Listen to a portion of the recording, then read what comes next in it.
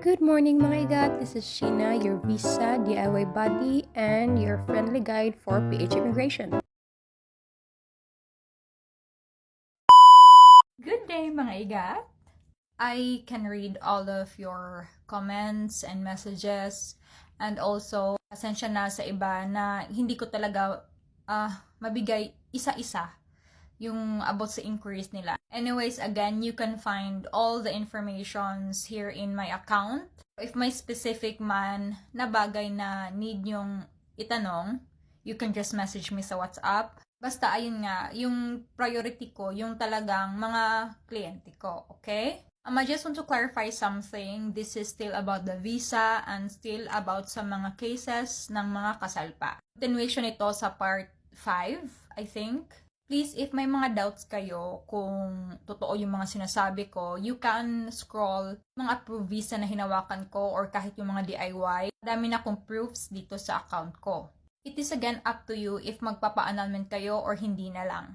Yung about naman sa lawyer ko, dami na din akong nakausap na din yung nilapitan. At makakatulong siya to give papers about sa annulment na pwede nyo din magamit sa processing ng visa. But, it doesn't mean na hindi na kayo kasal. Mga igat, once na mag-process kayo ng annulment, dami pa kayong gagawin dyan. Hindi kesyo lumapit na kayo sa attorney, hindi kesyo sa nag-start na yung processing tapos na. Pwede na kayong mag-process ng visa which is fiancé or spouse, okay? Hindi po pwede. Kasal ka pa din. Until hindi ma-release yung papeles na laga ka na ulit ng visa yung kasal nyo, still kasal ka pa din. At still, lalo na if DIY, make sure na makonvince nyo yung taga-embassy na wala na kayong connection sa asawa mo.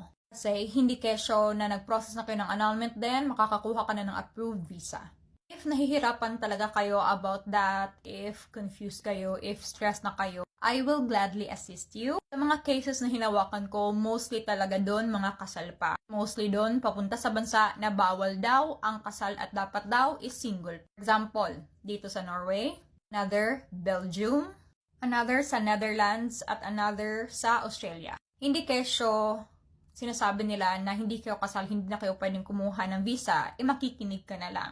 Madaming sasabihin niya mga tao, madami yan silang mga opinion. So, it's up to you if you will try. Pero din kasi naman, hindi nyo din naman malalaman if makakalusot kayo kung hindi din kayo mag-try, 'di ba? So ayun, to those na nag-PM sa akin, mostly cases kasal pa sila, they're very worried, they're very stressed. Yung iba naghihiwalay na lang kasi nga kasal pa sila, tapos feel nila wala ng pag-asa. Please, meron pa.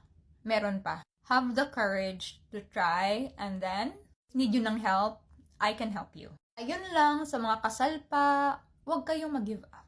Meron at meron pa ding tanggap sa sitwasyon nyo, meron at meron pa ding chances na maging happy kayo ulit. Just like me.